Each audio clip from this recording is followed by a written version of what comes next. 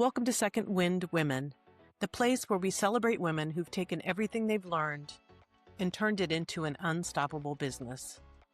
If you've spent years supporting everyone else's dreams while yours waited in the wings, this is your moment. Right now, women are rewriting the rules of entrepreneurship, using their experience and wisdom to build businesses that honor both their ambitions and their true selves. Here you'll hear real stories from women who've walked this path, practical strategies, and honest conversations about the unique challenges and the incredible advantages of starting over with intention. I'm Karen Spees, creative strategist, business coach, and your navigator on this journey. Your experience isn't something to overcome, it's your greatest advantage. And together, we'll discover how your second wind can be your strongest yet. Today, I'm excited to welcome Lucy Clark to Second Wind Women. Lucy is a multidisciplinary creative and the founder of Lucy Clark Communications and Motivate Mastery Marketing, where she blends design, coaching, and technology to help small businesses simplify their marketing and build confidence in the digital world. With more than 17 years of experience as a yoga teacher and decades as a graphic designer, Lucy brings a unique mix of creativity, practicality, and heart. She loves working one-to-one with clients, helping them design everything from landing pages and lead magnets to brand guidelines and even digital systems they can carry on their iPads to keep their marketing consistent. Lucy has reinvented herself multiple times, proving you don't have to fit just in one box. Her story is about creativity, resilience, and embracing variety. And I know her perspective will inspire anyone looking for their second wind in business or life. Welcome to the show, Lucy. Thanks, Karen, for having me. This is wonderful to be able to connect and speak to your audience. Fantastic. So Lucy and I have known each other for quite a while now in the entrepreneurial setting, but I don't know where you began from. So can you just kind of give us an overview of where you were, where you are now, what happened in between? Certainly. So I started my design business many years ago, and I originally, like any other, I guess was employed by another designer. And then I decided to branch out on my own. I was like, this is what I want to do. This speaks to me. I want to be able to help companies, businesses, solopreneurs. So I went out on my own and more recently launched doing coaching because I feel that there's many more individuals that have the need, tech frustrations, marketing frustrations, things where it's not the computer isn't always cooperating. And for that matter, like you had mentioned, the systems, simple things that I see that I can help provide to my clients. Right. So So did you study design, or were you just a natural at it? How did you get started? Well, I went to art school and Maryland Institute College of Art, very prestigious school, if anyone is familiar with it. And I studied visual communications. And that was really the huge launching pad, meeting all the other students, certainly my instructors. They were inspiring. And it really showed me the pathway to be able to problem solve visually. So from fonts to illustration, I really honed a lot of my skills. But after that, it was really then working with all of the individuals and the clients to be able to solve problems, whatever they might need. So anywhere from working with Disney, doing their promotions through another manufacturer that I worked with. And then I've worked with financial firms, hospitality, also medical. So a lot of different kinds of things from packaging to logo and branding. I think that you sort of bring everything together once you have those real world problems to solve. Totally. So I have a quick question. What's the difference between visual communication and graphic design? Like you said, you have a degree in visual communication. How is that different? It is the basis really for graphic design, because graphic design is what we know of today as, from your headline to your subhead, your call to action.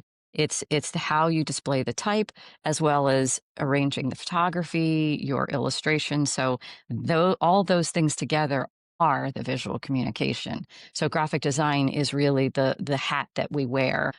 So whether I'm producing a website or designing icons for an app or the packaging, and that the graphic design uses all of the skills from visual communication. Okay. And they did not, it was, I guess it's really an overarching term for my Bachelor of Fine Arts, because not only did I study typography, but photography, fine art. There's so many other ways that, you're communicating with color and composition. Wow. Okay. Cool. Cool. So, so you said you worked for another design firm and then you decided to go out on your, was there something that precipitated that? Or you just like got tired of working there or what made you? This is lovely, lovely, lovely. Well, I was last person hired, first person terminated when they lost one of their big contracts, and it really sucked. It was actually SCM Chemicals. I can name them. They left the Robert Ritter and Associates, and I absolutely loved working for them. That was a fantastic position to have landed right out of college. Worked in so many different jobs prior to that so that I had this great portfolio. But really, then from that wonderful job, I took a job basically being a glorified typesetter at a different firm and learned the complete way to not operate. They were unethical. Clients were just, they wanted to rush things through. So, you have the one end of just from everything from storyboarding and wonderful clients, University of Arizona, center stage, to I'm doing car ads. So from that, I'm like, okay, I wanted to recreate the feeling from that first job and do it ethically with integrity. And I was like, if these people can make it with no integrity, then I can too. Started my company. I'm like, and it's been since 1992, and it was Wow. just Wow. very, very long time doing graphics. Yeah, and meeting clients. Wow. Okay.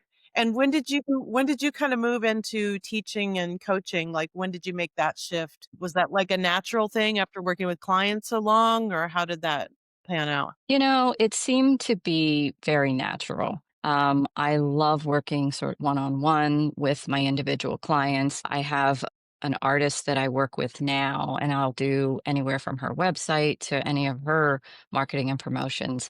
But it's really when we're solving something that's happened on her computer, working with her password manager. And so once I realized that I'm already coaching, I'm already guiding clients, that then I spun off and really have both of those businesses. So Motivate Mastery came out of that. And coaching, even though I have that notion that, you feel like you need to be perfect and everything needs to be great. Well, we're already ready in our imperfection to be able to help. And so it's through that, it's even, grounded in my yoga practice. Sometimes you're a puddle on the floor and other times you're just leaping for joy, and it's all of those things. So I really love to problem solve. And so now I'm just helping others do that for themselves. Can you talk a little bit more about how your yoga practice informs your kind of your entrepreneurial, not necessarily entrepreneurial journey, but maybe like your day to day, or however you want to, however you want to connect those two? One of the things that I've been doing lately with clients, and this is rather an interesting phrase that I've kind of coined, I call it tech Reiki. So it's tech Reiki. It's it's really energy. When you're really stuck and you're just trying to push and you're trying to figure it out and you're really frustrated and you get on the phone and you're like, can you help me with this? Whoever, whether you're calling tech support or calling someone like myself. So it's kind of like, okay, let's take a breath. Let's ground our feet. Let's visualize that this problem is going to be solved kind of one step by step. And you can kind of come into that yoga voice, come into your breath. You can even, do your own centering, and even, some of the master coaches, certainly like Tony Robbins, who I've studied under, that he does the thing with priming and really just getting that energy centered, having your gratitude. So there's so many ways I feel that yoga comes into business, even if clients are not into woo, which if you want to look at it that way, they're noticing my calmness or my centeredness or patience. So get on my mat every day and I meet and greet whoever I am. If I'm really frustrated, I will just throw down some vinyasa flow, or other times I'm just laying in my corpse pose, just getting, my being healthy. I Try a mean, little. there's no way you can solve any tech problem when you're on, like, the level of frustration, right? So, woo or not, a couple of breaths can help you. It's true. And I feel like people swear, they're like, "It wasn't doing that a second ago. How is it you did that?" Hands on keyboard, sharing the screen. I Right. know. Yeah, that's like Magic. when the tow truck driver shows up and, like, turns the key and your car starts. True, true, true. Hit the on button. Yeah. So can you speak a little bit to some of the challenges that you faced as you've gone through, like, all these years of entrepreneurship? Goodness. I believe for me it's kind of like the cobbler where the children of the cobbler don't necessarily have good shoes. So hard for me to do my own marketing. Hard for me to do the reaching out, putting myself out there, doing the social media. I get a little bit resistant about that. And so that's been a little bit of I mean, it's new. It's how we now reach out to people and being genuine and authentic. And I'm realizing that just putting out, whatever it might be, a video or something, and you're umming or you can't quite get the message, it's you. You're speaking to your audience. And so even if it feels cringeworthy, pressing past any kind of perfection, it's like let it go. You can do every single thing, your logo, your stationery. But if you aren't really just getting out there and saying, "Hi, I'm here," which, I have a tough time a little with that too. So that's been some of those challenges. Yeah, meeting the new clients, that's always fun. And then sometimes it comes down to, okay, that didn't exactly work. Let's come back and regroup and redo what that might have been. Everyone has different expectations. It's being able to admit, okay, that wasn't the most successful that I would like, and it's a reiteration. Yeah. Sometimes you'll put out a piece of social for a client and it is well responded, and other times crickets. You just do not know. Having that patience and not necessarily taking it personally. Well, and it's so hard to, like, if you're the main driver for your business, right? You don't have, a rah-rah team around you, to say, "Hey, it's just one thing that went wrong. Look at all these other things that are going right," you know? It is very, very true. I think that is also the reminder. And I definitely do, I guess, my own work to be able to step into that creativity. I will look at it like playing. I actually do draw in my sketchbook regularly. I will attend a class and be with other artists, completely sort of a different thing. And that play and having that expression also really, I think, keeps me lit up, I suppose, to be able to do the work for clients. So it's kind of gotta take care of you. You hit the gym, lift the weights, the spine will adjust. Yeah, and have, like, an outlet that's not dependent upon someone else's opinion other than your own. Yeah, I just uploaded a bunch of work to Dribble the other day, I Dribbble. know, I love dribble. And I was looking at it and I was like, "Wow, this is, like, really," but normally I'm just looking at, "Oh, I did this one little thing for this person," and, like, but if you look at it, and you do some of your own stuff and some of your client stuff, if you look at it all together, it can be like a really great buildup for you in a way that can really combat your, like, imposter syndrome, right? Where you go, "Oh, I just need to look at this page of all the amazing things that I did," instead of this one thing that's not, like, exactly, what it could be. So what would you say are some of your biggest wins that, like, kinda keep you going and fortify you, as you're moving forward? Oh my goodness. This is probably something that's semi-selfish, I suppose, but setting up my business so that it can be remote and that I can travel. And I have been traveling and I really enjoy that. I'm often asked not, like, how are you, but where are you? What's your time zone? So that really feels good about, I don't know. shifting and taking ownership of the business and being able to, I guess, thrive. Ah, and I've completely forgotten the rest of the question. So I'm like, What's some of the wins that you like that kind of keep you fortified, and, like, as you're moving forward, like your arsenal yeah. of things you can pull on and go like, "Wow, I did that," you know? It's really when you see that client say, "Oh my god, that is so great," and they have the aha that they are now able to do that, whether, it's one-to-one, sending off a recording, following up, and just giving them that muscle memory. I love when clients get it. It feels so, so good, and I think that constantly keeps me going, and also looking forward to kind of, well, what challenge is gonna come up? I don't really know. I just know that I trust in myself to feel as if everything is figure outable, to quote Marie Forleo. Yeah, that client moment, I suppose, when either in terms of design, when they've received the design and just absolutely love it, and it's everywhere, or, again, in the coaching when they go, "Oh, I had no idea that it could be that easy." I mean, you said something really important where you talk about trusting yourself as an entrepreneur, which is like, I think part of why imposter syndrome can be so damaging to people because it erodes your trust in what you can offer. And that's really like a huge part of your grounding, moving forward and reaching out to people, right? Is your trust in yourself that you're like, I know I can handle it. Whatever you got, I know I can handle it, or I can find somebody who can, right? Very, very true, and I think we all have that imposter syndrome, not ever feeling like it's good enough, going to, "Oh, I need to read another book," or, "I need to listen to this," an audiobook, or, I mean, Read there's the so many crap. different input where you start comparing your Mhm. beginning or your middle to someone else's end, and their definition of success can be very different. We don't have to have I don't have to have employees. I want to stay small. I want to keep it personal. Whether I'm talking to a group or talking to an individual, I feel like that's just my sweet spot, and not have to gauge it based on anyone else. And certainly for me, health and vitality, and of course travel, and the whole mix of the variety of the things that I do.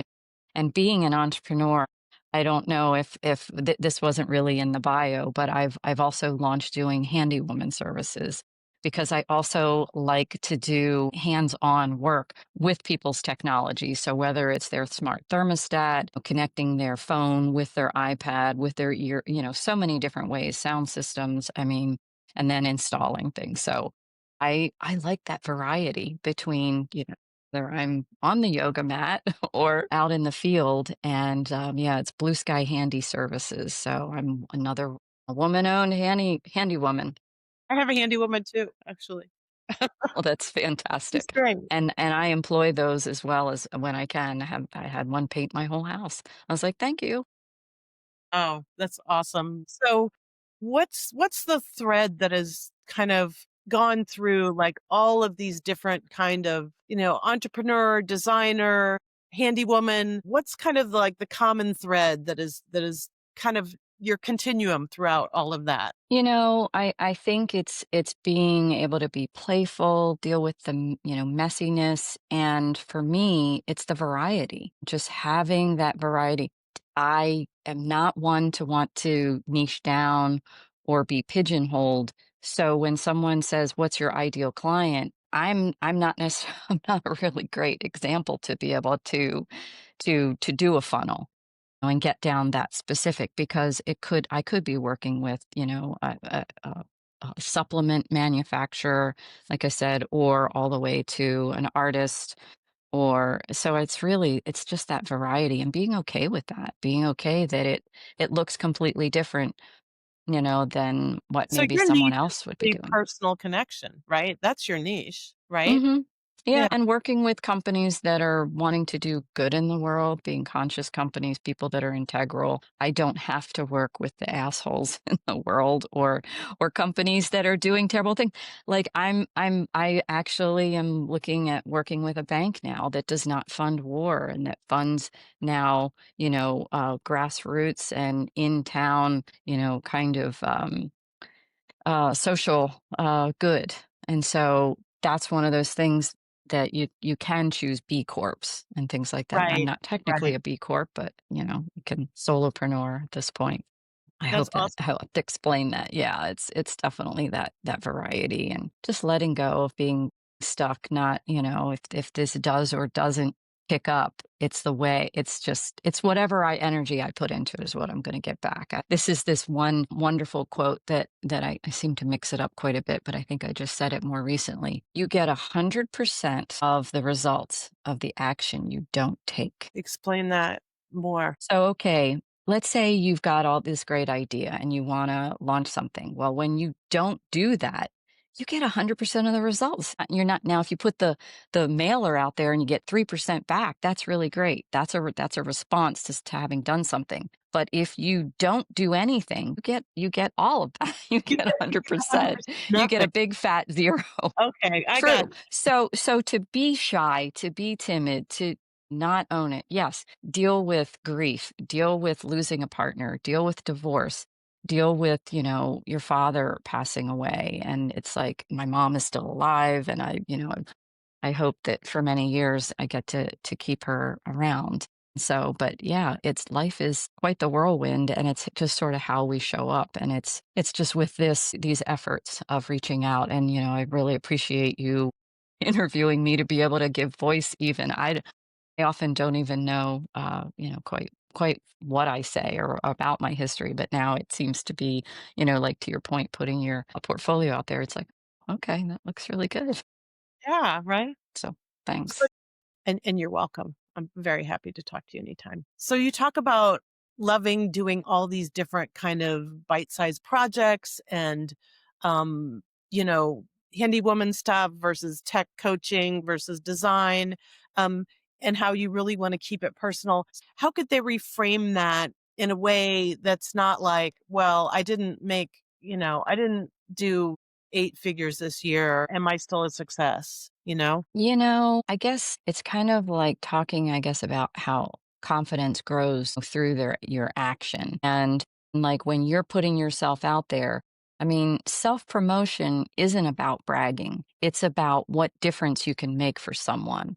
And so when I speak from that standpoint, I know that my clients, with graphic design, my clients with my coaching, I'm making a difference. And even if it's that artist can then have their portfolio online, or if I'm solving, someone's WordPress website that they've painted themselves into a corner and I'm helping, bring them back out of that, but guiding them to be able to do it so that they have that muscle memory. I mean, I feel like that is it. It's like just taking the first step, working with someone like a coach, working with someone to be able to go, all right, here's the marketing now, you can run with it and sort of I guess having that dialogue of pulling it out and knowing you can't always do it yourself.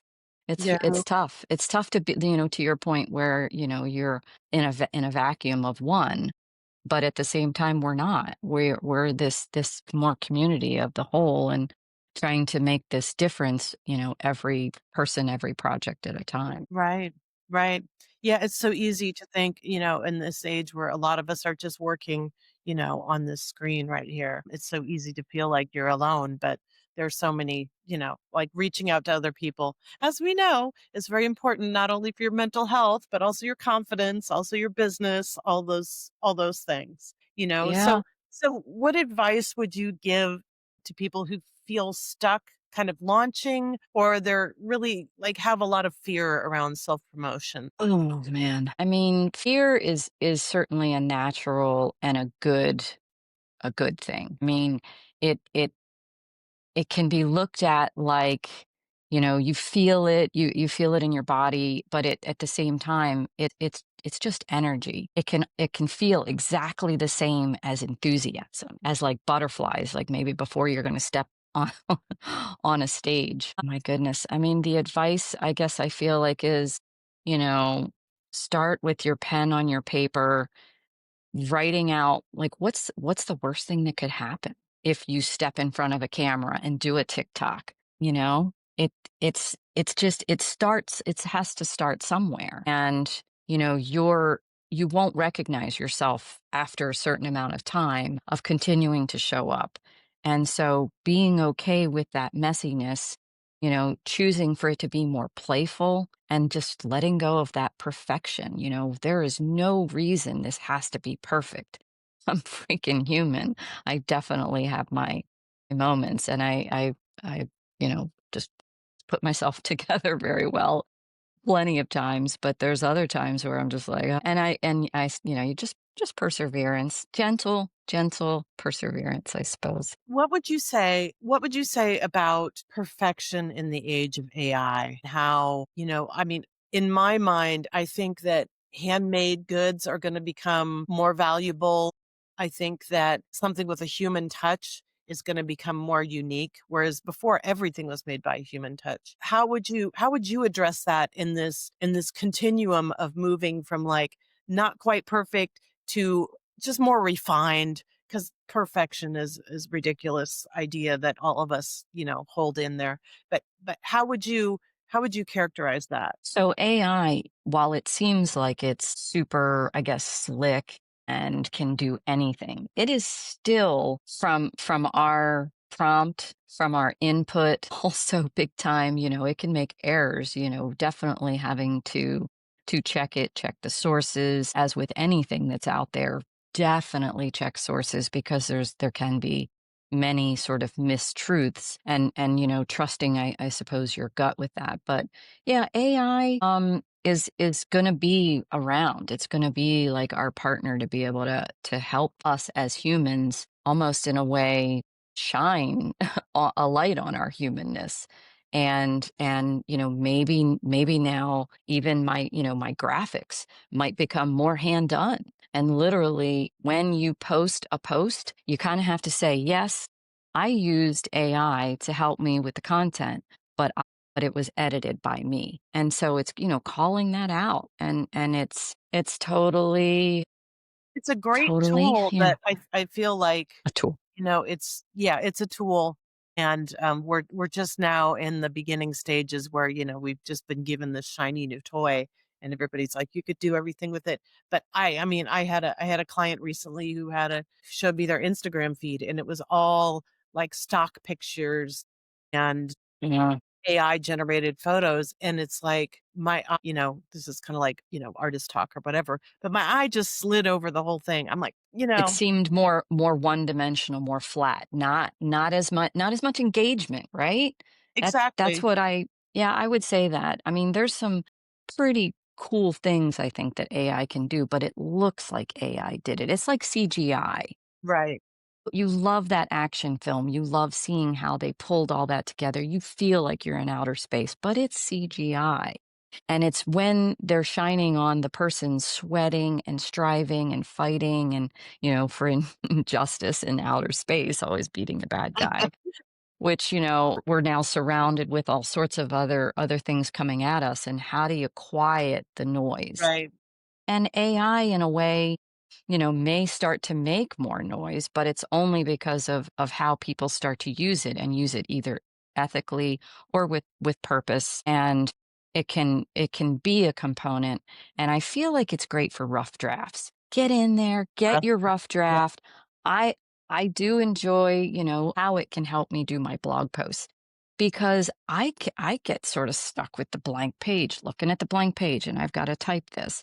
And so I love that it gets me over that hump. And then I go, "Oh yeah, and what about this and what about that?" It's a great way to have a dialogue with yourself because it's just echoing you. Right. Yeah. Or technically echoing patterns in language. And I suppose the way the visual stuff works is a similar kind of thing, right? It's echoing patterns that it's found in millions, billions, quadrillions of images, right? So it's Right. pattern recognition. It's like I listened to this really interesting podcast where they were talking about artificial intelligence. And there was an Italian guy, I don't remember what the name, he said, "You shouldn't call it artificial intelligence because it's not intelligence. It's just prediction," right? They talked about how when Kasanoff or somebody first played chess with the computer. He was like some grand chess master, and the computer won. Everybody threw up their hands and like, "That's it. It's over now." I know. Yes, yes, yes, yes. Yeah, AI, one of the ways that I almost look at it, and maybe it's because I think it can also be this component, like kind of like a little mini partner or light, with an entrepreneur, is I call it EI for emotional intelligence because it can be that sounding board. And if you need a pep talk, around whatever you're doing, or if you need kind of like structure, what's my day look like today? It knows what, your tasks are because Right. you've been talking about that. And it goes, and I say, I want a small step or I want a really big thing, whatever it might be. And it'll work with me I mean, wherever I it's am. great at cheerleading. You gotta give it that. Oh yeah, it can, yeah. Oh, Yeah. Yeah. And flatter. yes, it's huge at flattery. But, for me, it's so, and I feel like it's like this for a lot of people. It's so much easier for me to say what I don't like than what I do like. I don't know if that says something about me, but like when it brings up something, I can go, "Oh, that part's cool. This part," and then I have something to work with, and then I have clay to form, right? Instead of just starting with like the ground and you got to dig up the clay and you got to get the soil out and you can tell I've done this before, and you know, uh, Indeed, indeed. Yeah, it gives you that palette of color that you can then just sort of dab into and it'd be like, "No, I don't want those colors." And you pick and choose and then you're further faster right, because of its groundwork that it laid. And it's really good to be able to see the things you don't like. I think that's a clear key point because then if it doesn't resonate, you're not going to just go, "Okay, we're not these puppets being led by the computer. We're right. leading the computer." Yeah, yeah. I'll never forget was somebody had told me, like, if you wanna know what profession you should go into, or you wanna know what you should dedicate your life to, there's all these people who are like, "What do you really love and what moves you?" And but I heard this one guy and he's like, "What kind of ugliness bothers you the most? Is it like notes that are off key? You're probably a musician. If it's colors that clash, you're probably an artist. If it's numbers that aren't added up right, you're probably an accountant, right? It's a fascinating concept of just how to refine your interaction with the world. It's true. It's true. What bothers you? And that bother could be something that becomes a component of something that you end up solving in your business. Right. For it's me, Totally. giving voice to others, giving tech empowerment so that they're not frustrated and they're letting go of their fears. I mean, obviously, it's everything all at once. So Yeah. uh, So what message would you want to leave listeners with um, after kind of hearing your story and the way you've uh, really, engaged all these multiple different aspects of yourself simultaneously to, piece together this lifestyle business that really, brings you a lot of joy. Like, what would you want people to walk away with from after hearing your story? For me, I think the big takeaway, and I would love for listeners to really kind of bring it to heart, is that you don't have to fit into just one box or one niche, and not feeling like you're gonna follow in someone else's success. I mean, they're good to I guess have a starting point. Like if they can do it, I can do it. Ultimately, your experience, your creativity, your curiosity. I mean, that's the kind of thing that's going to bring your authority. It's like trusting in just what you've gone through.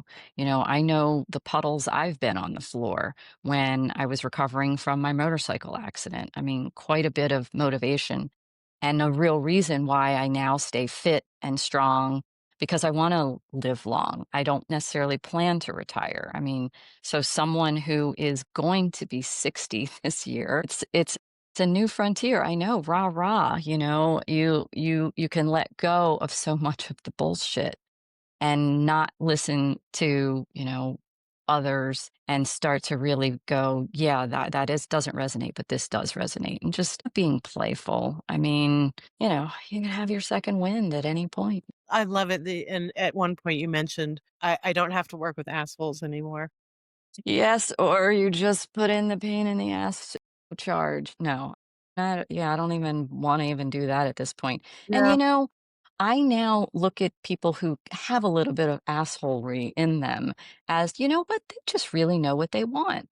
And that's okay, so they may express it in a little rough edges, because doing handyman services, there people are pretty particular about their home. And so it's like, you know what, you're gonna get all kinds of people from that standpoint. And it's a little different than when it's a one-on-one in coaching and or with design. There's different hats that we wear in all of that. But in every case, we're, just solving a problem.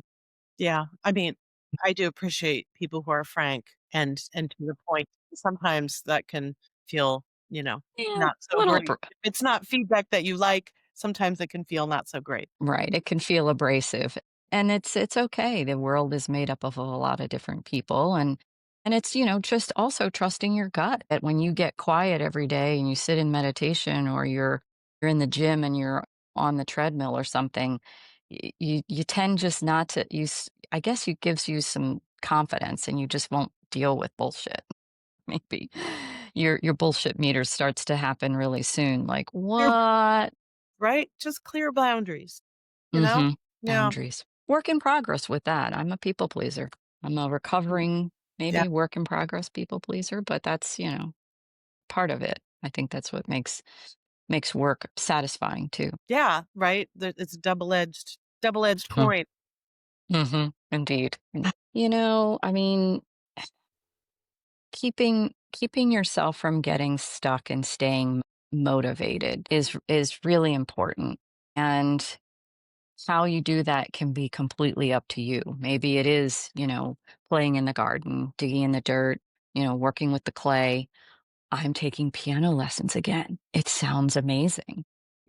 Music, studying a foreign language, traveling to foreign places, like these things resonate. So not being afraid, not letting anyone else tell you what you can and can't do. Yeah, that was oh, that's why I'm no longer married to husband number one.